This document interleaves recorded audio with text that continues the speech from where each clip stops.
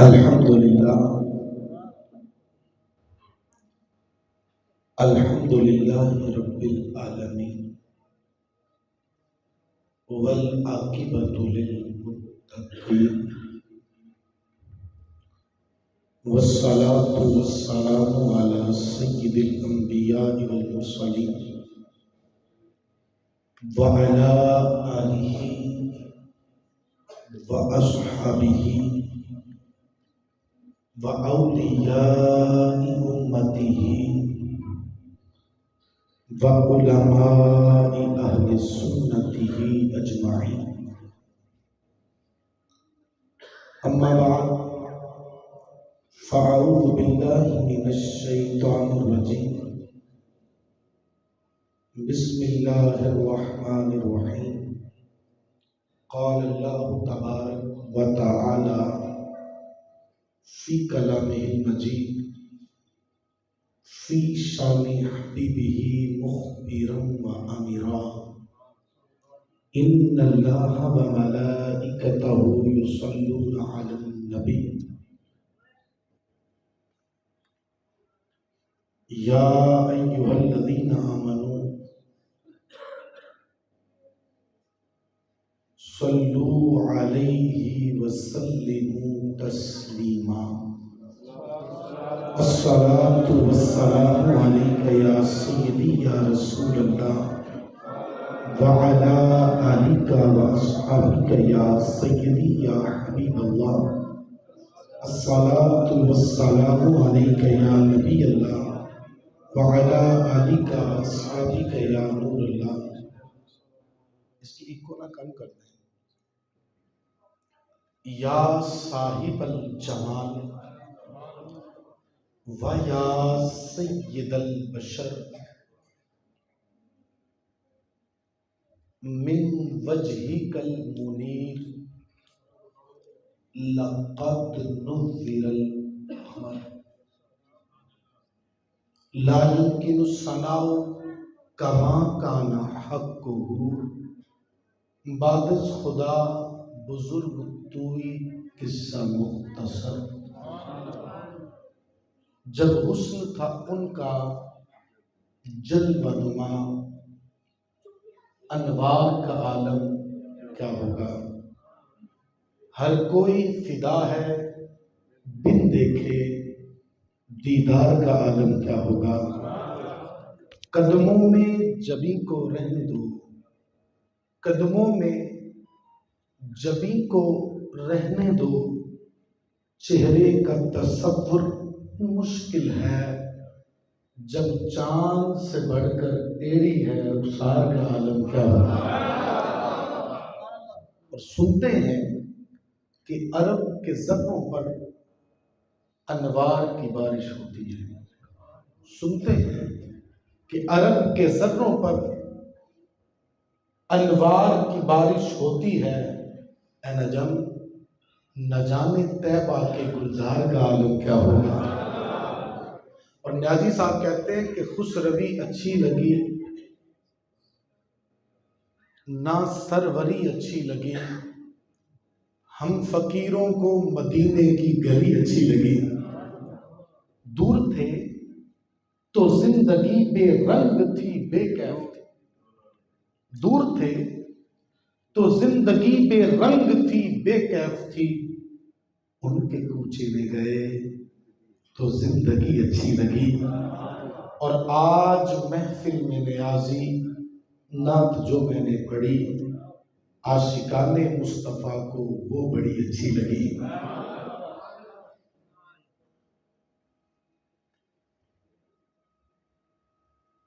سرکار غوث اعظم نظر کرم خدا را،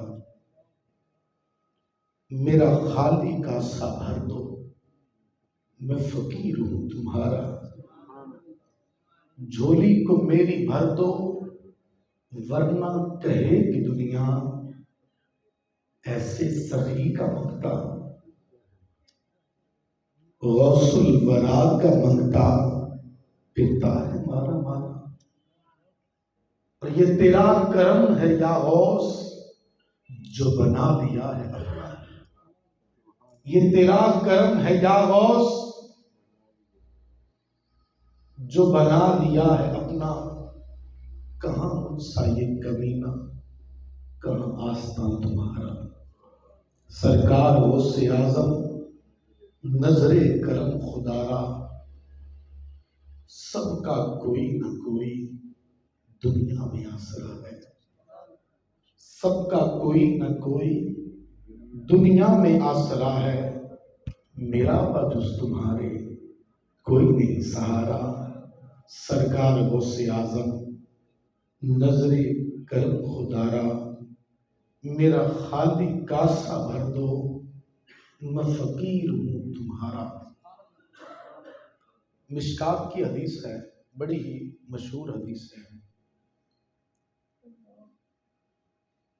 حضرت جابر بن سمرہ رضی اللہ تعالیٰ عنہ فرماتے ہیں، چاندنی رات تھی، میرے آقا کریم نے سرخ داری دار غلہ پہنا ہوا تھا۔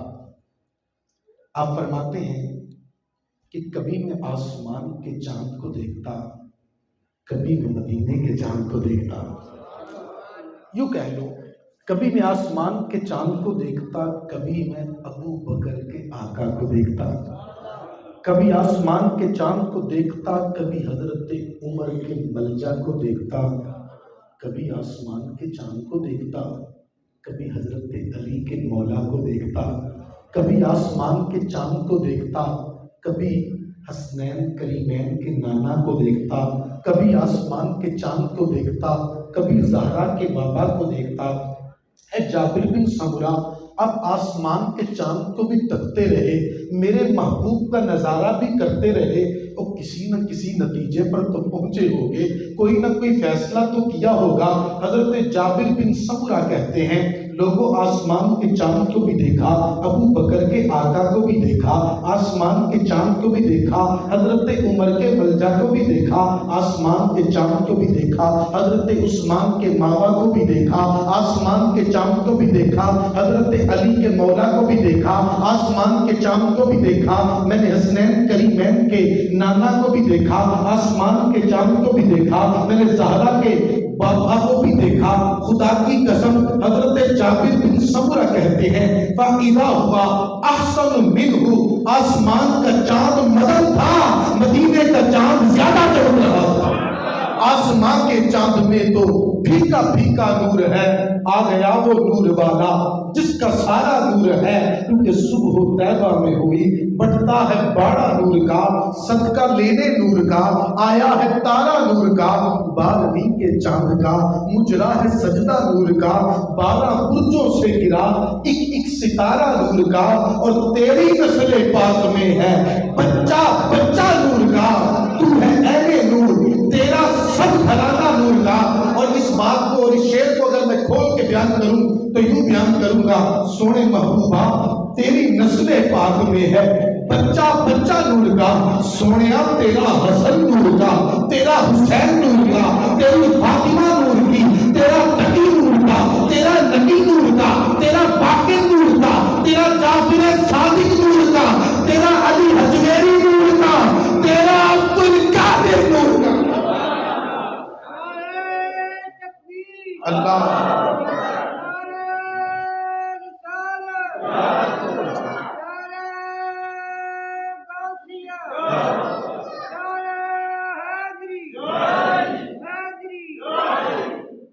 تیری نسل پاک میں ہے بچہ بچہ نور کا، تو ہے عین نور، تیرا سب گھرانہ نور کا۔ میں نے یہ بات یہاں سے شروع کیوں کی؟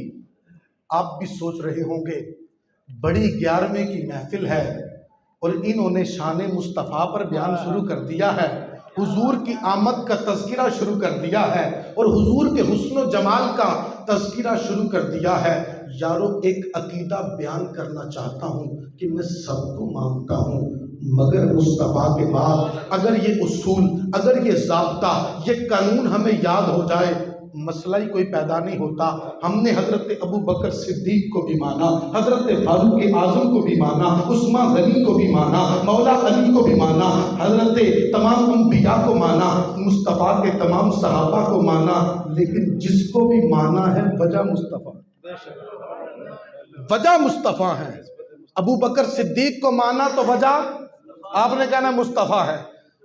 حضرت فاروق اعظم کو مانا وجہ, عثمان غنی کو مانا وجہ, مولا علی کو مانا, حضرت بلال کو مانا, ہر صحابی کو مانا, اہل بیت کو مانا, داتا علی حجویری کو مانا, حضور غوث پاک کو مانا. وجہ مصطفیٰ ہیں. اگر مصطفیٰ سے محبت تام ہو پھر مصطفیٰ سے نسبت والا ہر شخص اچھا لگتا ہے. اور غوث پاک سے محبت کیوں ہے؟ سیدی اعلیٰ حضرت نے اس بات کو بیان کیا, کہتے ہیں تیری سرکار میں لاتا ہے رضا اس کو شفیع جو میرا غوث ہے اور لاڈلا بیٹا تیرا. سونے محبوبہ کیونکہ عبد القادر تیرا لاڈلا ہے اس لیے ہمارا آقا ہے. ہم آقا مانتے ہی اس کو ہے جو مصطفیٰ کے قدموں میں ہو. ایک آستانے پر, ایک خانقاہ پر ایک مائی صاحبہ بیٹھی ہے, آنکھوں میں اس کے آنسو ہیں. ایک چھوٹا سا بچہ اس سے آ کے پوچھتا ہے مائی صاحبہ روتی کیوں ہے؟ کہنے لگی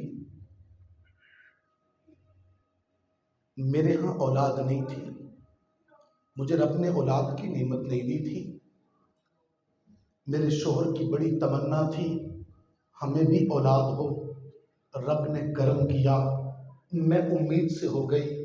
ابھی بچے کی ولادت نہیں ہوئی تھی, بچے کا باپ ملک اجل کو لبیک کہہ گیا اور اپنے دل کی تمنا, اپنے دل کی حسرت دل میں لیے ہی دنیا سے چلا گیا. اب یہ بچے کی ولادت ہوئی, میرے شوہر کی نشانی یہی ایک بچہ میری گود میں, اور یہ بیمار پڑ گیا. اس کو خانقاہ میں دم کرانے لا رہی تھی, رستے میں اس نے دم توڑ دیا ہے. میں نے یہ سوچا کہ یہ جو خانقاہ والے بابا جی ہیں یہ بڑی کرنی والے ہیں, یہ بڑے ہی با کرامت بزرگ ہیں, کرم کر دیں گے. میں جب آئی تو بابا جی نے صبر کی تلقین کی ہے اور اندر چلے گئے ہیں. یہ کہہ کے اس مائی نے پھر رونا شروع کر دیا. یارو وہ مائی رو رہی ہے, ایک چھوٹے سے بچے کا دل بھر آیا اور زبان سے یہ جملے نکلے کہ بی بی تیرا بچہ مرا ہوا نہیں ہے, دیکھ تو صحیح تیرا بچہ زندہ ہے, کپڑا ہٹا تو صحیح, کمبل ہٹا تو صحیح. جب اس مائی صاحبہ نے اس کپڑے کو ہٹایا تو وہ بچہ سچ مچ زندہ ہو چکا تھا. اندر سے بابا جی نکلتے ہیں, ہاتھ میں ڈنڈا پکڑا ہوا ہے, ہاتھ میں سوٹی پکڑی ہوئی ہے. کہنے لگے بیٹا تو نے بچپنے کے عالم میں اتنی ننھی سی عمر میں قدرت کے سربستہ رازوں کو کھولنا شروع کر دیا ہے. یہ کہہ کے اس بچے کے پیچھے پیچھے جاتے ہیں. وہ بچہ آگے آگے ہے, بابا جی پیچھے پیچھے ہیں. وہ بچہ دوڑ کے قبرستان کے اندر پہنچا اور اس نے مردوں کو آواز دی, قبرستان والوں میری مدد کرو. ادھر سے اس نے آواز دی, قبرستان سے 70 مردے اٹھ کے کھڑے ہوئے اور اس بچے کی ڈال بن گئے. بابا جی کہنے لگے پتر تیرا مرتبہ تو بڑا ہے, ہم تیرے رتبے کو نہیں پہنچ سکتے. یارو جانتے ہو وہ چھوٹا سا بچہ کون تھا؟ وہ چھوٹا سا بچہ کوئی اور نہیں تھا, تیرا اور میرا 11ویں والا پیر عبد القادر جیلانی تھا. تیرا اور میرا پیر عبد القادر جیلانی تھا. یارو بخاری شریف کی حدیث ہے, حدیث قدسی ہے, آپ نے پہلے بھی سنی ہوگی. حدیث قدسی کیا ہوتی ہے؟ فرمان تو رب کا ہوتا ہے, زبان مصطفیٰ کی ہوتی ہے. اللہ رب العزت ارشاد فرماتا ہے جب میں کسی بندے کو اپنا محبوب بنا لیتا ہوں پھر جس زبان سے وہ بولتا ہے میں اس کی زبان بن جاتا ہوں. جن آنکھوں سے وہ دیکھتا ہے میں اس کی آنکھیں بن جاتا ہوں. جن کانوں سے وہ سنتا ہے میں اس کے کان بن جاتا ہوں. جن ہاتھوں سے وہ پکڑتا ہے میں اس کے ہاتھ بن جاتا ہوں. جن پاؤں سے وہ چلتا ہے میں اس کے پاؤں بن جاتا ہوں. یارو بات یہ نہیں کہ اس کی آنکھیں خدا ہوتی ہیں, بات یہ نہیں کہ اس کے کان خدا ہوتے ہیں, بات یہ نہیں کہ اس کے ہاتھ پاؤں خدا ہوتے ہیں. بات یہ ہے کہ آنکھیں تو اس کی ہوتی ہیں, طاقت خدا کی ہوتی ہے, زبان اس کی ہوتی ہے, طاقت خدا کی ہوتی ہے, ہاتھ اور پاؤں اس کے ہوتے ہیں, طاقت خدا کی ہوتی ہے. جب رب کی دی ہوئی طاقت سے بچپنے کے عالم میں میرا 11ویں والا پیر کے کہتا ہے بچہ زندہ ہے, رب کہے کہ لاز رکھ کے بچے کو زندگی عطا فرما دیتا ہے. کیوں؟ کیونکہ جس زبان سے وہ بول رہا ہے وہ رب کی دی ہوئی طاقت سے بول رہا ہے, وہ رب کی دی ہوئی پاور سے بول رہا ہے. اور ہم ان بزرگوں کو مانتے ہیں، ان کی زندگیوں کے انداز پر بھی کبھی غور کرنا۔ آپ کے چھوٹے چھوٹے بچے ہیں، قبلہ قاری صاحب کے پاس پڑھنے بھیجتے ہوں گے، تیرے اور میرے غوث کو بھی قاری صاحب کے پاس بھیجا گیا۔ قاری صاحب کہتے ہیں پتر پڑھ اعوذ باللہ من الشیطان الرجیم، تیرے میرے غوث نے اعوذ باللہ بھی پڑھی، بسم اللہ بھی پڑھی، الحمد سے شروع کیا، پوری سورہ فاتحہ مکمل سنا دی، پھر الف لام میم سے شروع ہوئے، پہلا سپارہ مکمل، سیقول سے شروع ہوئے، دوسرا سپارہ مکمل، تلک الرسول سے شروع ہوئے، تیسرا پارہ مکمل، لن تنالوا البر سے شروع ہوئے، چوتھا پارہ مکمل، والمحصنات سے شروع ہوئے، پانچواں مکمل، چھٹا، ساتواں، آٹھواں، نواں، دسواں، یہاں تک کہ 18 پارے سنائے۔ استاد جی کہتے ہیں پتر اور پڑھ، کہتے نہیں بس مجھے اتنا ہی آتا ہے۔ کیوں؟ کہتے میری اماں کو بھی اتنا ہی آتا تھا، مجھے اتنا ہی آتا ہے۔ کیوں؟ کیونکہ میری اماں کو بھی اتنا آتا تھا۔ جب میں اپنی ماں کے پیٹ میں تھا نا، میری ماں ان 18 پاروں کی تلاوت کیا کرتی تھی، میں نے اپنی ماں کے پیٹ کے اندر سن کے 18 پارے یاد کر دیے۔ یارو یہ یہاں پر رک کر ایک بات کہوں، یہ وہ مائیں تھی جن کی گود میں اسلام پلتا تھا، اور آج ہماری حالت یہ ہے۔ پہلے کی مائیں قرآن سناتی تھی، لوریوں میں صلی اللہ کی صدائیں سناتی تھیں، اور آج کے دور کے اندر مائیں پتہ کیا کرتی ہیں؟ موبائل پکڑا کے کارٹون لگا کے بچوں کو دیتی ہیں۔ آپ کو پتہ ہے کس قدر سازش کر کے ہمارے دلوں کے اندر اسلام کی خلاف باتیں انجیکٹ کی جا رہی ہیں؟ آپ کو نہیں پتا کارٹونز کے اندر کس طرح غیر مسلم اپنے کفریہ عقائد بیان کرتے ہیں؟ ایک صاحب تھے، ان کی والدہ کا انتقال ہو گیا تو ان کی بیٹی آ کے اپنے ابا سے کہتی پاپا ہم اپنی دادی کی چتا کو آگ کب لگائیں؟ کیا ہم اس انتظار میں ہیں کہ ہماری میت پڑی ہو اور ہمارے بچے یہ کہہ رہے ہوں کہ اس کی چتا کو آگ کب لگانی ہے؟ آپ مجھے بتائیے، اگر باپ نے مسجد کا رستہ دکھایا ہو، ماں کی گود سے اس نے قرآن سنا ہو، کیا اس کی حالت یہ ہوگی؟ ایک ریسرچ یہ کہتی ہے when you read an interesting novel or you go through an interesting movie, it seems your body is transported in the body of character۔ جس وقت آپ ایک دلچسپ کہانی پڑھتے ہیں یا دلچسپ ناول پڑھتے ہیں یا پھر آپ کوئی مووی دیکھتے ہیں، جیسے جیسے کہانی کے نشیب و فراز گزرتے جاتے ہیں، بندہ سمجھتا ہے یہ سب کچھ میرے ساتھ ہو رہا ہے۔ وہ غیر محسوس طریقے پر ان کی چیزیں ہمارے اندر منتقل ہوتی ہیں۔ آپ مجھے بتائیے، جس وقت آپ کہانی پڑھ رہے ہوتے ہیں یا کوئی ڈرامہ یا فلم دیکھ رہے ہوتے ہیں، آپ ذہنی طور پر ہیرو کے ساتھ ہوتے ہیں کہ نہیں؟ اب مجھے بتائیے کون سا ڈرامہ، کون سی فلم ایسی ہے جس میں لو سٹوری نہ ہو؟ اب لڑکا اور لڑکی اپنے ماں باپ کے ساتھ بغاوت کر کے، اسلام کے حکم کی خلاف ورزی کر کے وہ گھر سے بھاگے۔ آپ مجھے بتائیے آپ ذہنی طور پہ کس کے ساتھ ہوتے ہیں؟ حق پہ تو ماں باپ تھے، آپ ذہنی طور پر اس لڑکے لڑکی کے ساتھ ہوں گے۔ یہ ایک نیچرل چیز ہے کہ جس وقت آپ کچھ دیکھتے ہیں آپ کو لگتا ہے یہ میرے ساتھ ہو رہا ہے۔ اب دیکھو، جن کی ماں حاملہ ہو تو قرآن کی تلاوت کرتی ہو، اور بچپنے کے عالم میں پہلے دن استاد کے پاس جا کے 18 پارے سنا دے، اور ہمارے ہاں تربیت کا کیسا فقدان ہے۔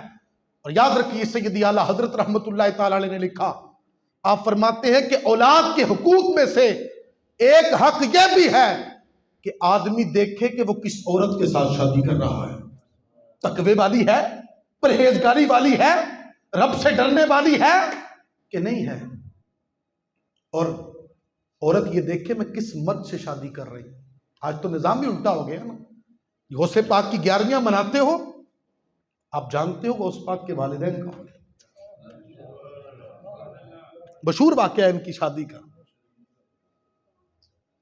باتیں وہی ہیں، جب بھی کسی بزرگ کی سیرت کو بیان کیا جاتا ہے باتیں بار بار وہی ہوتی ہیں، لیکن ان کا ذکر سن کے، ان کی بات سن کے، ان کا تذکرہ سن کے میں نے اپنے اندر کیا تبدیلی لے کے آیا، میں نے اپنے اندر کیا تبدیلی قبول کی ہے ان کی بات سن کے۔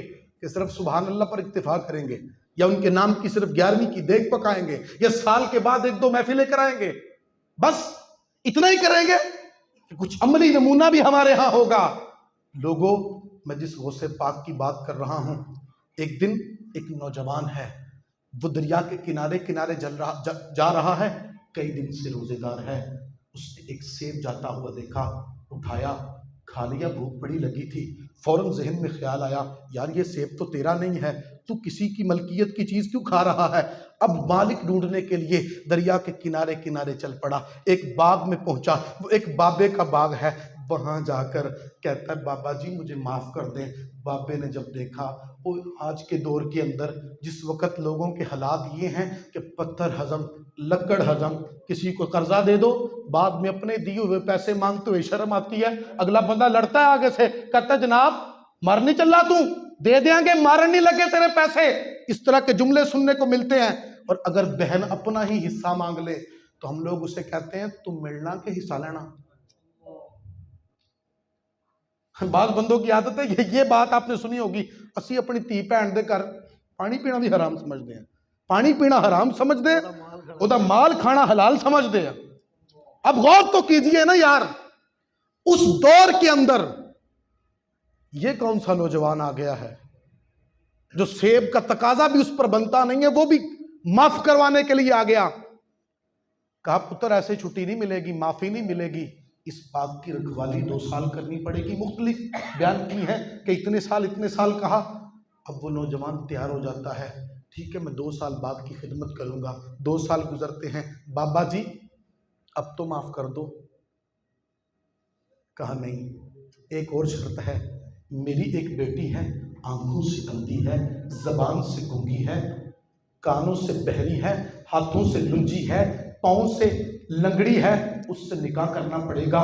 یارو غور تو کرو، ایک لمحے کے لیے سوچو کہ جس کی آنکھیں بھی کام نہ کرتی ہو، زبان بھی کام نہ کرتی ہو، کان بھی کام نہ کرتے ہو، ہاتھ پاؤں بھی کام نہ کرتے ہو، وہ تو ایک گوشت کا لوتھڑا ہے، شادی کے قابل لڑکی تو نہیں ہے، لیکن وہ خوف خدا کا پیکر ہے، وہ رب سے ڈرنے والا ہے، رب تبارک و تعالیٰ کا خوف رکھنے والا۔ کہتا ٹھیک ہے بابا میں ایسی لڑکی سے شادی کے لیے تیار ہوں، بس تو مجھے یہ سیب معاف کر دے جو میں نے تیرا سیب اجازت کے بغیر کھایا ہے۔ لو جی نکاح ہو گیا۔ جب یہ نوجوان حجرہ عروسی کے اندر پہنچا تو اندر تو ایک حسینہ و جمیلہ بیٹھی ہے، کوئی عیب نہیں ہے، جلدی سے باہر آیا، کہا بابا جس لڑکی سے میری شادی ہوئی وہ لڑکی تو اندر نہیں ہے، مجھے تو کہا گیا تھا وہ آنکھوں سے اندھی ہے، کانوں سے بہری ہے، زبان سے گونگی ہے، ہاتھوں سے لنجی ہے، پاؤں سے وہ لنگڑی ہے، لیکن وہ تو صحیح سلامت حسینہ و جمیلہ ہے۔ بابا جی کہتے ہیں پتر تو بھی ٹھیک کہتا ہے، غلط میں بھی نہیں کہہ رہا، جو میں نے تجھے بات کہی نہیں تھی نا کہ آنکھوں سے اندھی ہے،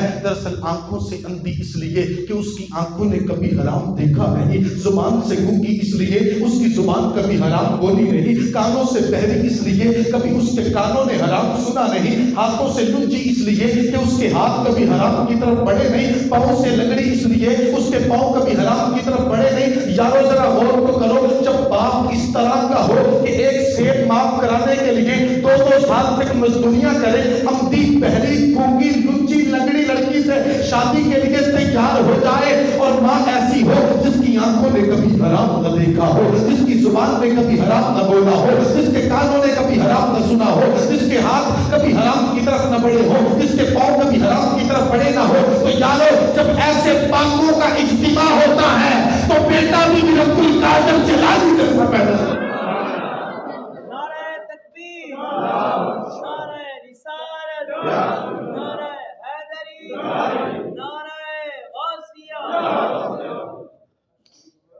بیٹا بھی عبد القادر جیلانی جیسا پیدا ہوتا ہے۔ بیٹا سبحان اللہ۔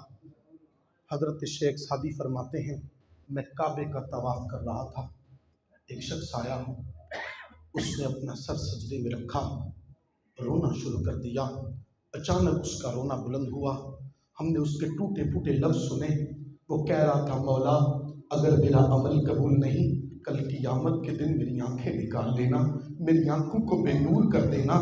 آج ہم بھی دعائیں مانگتے ہیں، ہم کہتے ہیں مولا معاف کر دینا، مولا مہربانی کر دینا، مولا کرم کر دینا، لیکن وہ یہ دعا مانگتا ہے مولا اگر عمل قبول نہیں، کل قیامت کے دن میری آنکھیں نکال دینا، میری آنکھوں کو بے نور کر دینا۔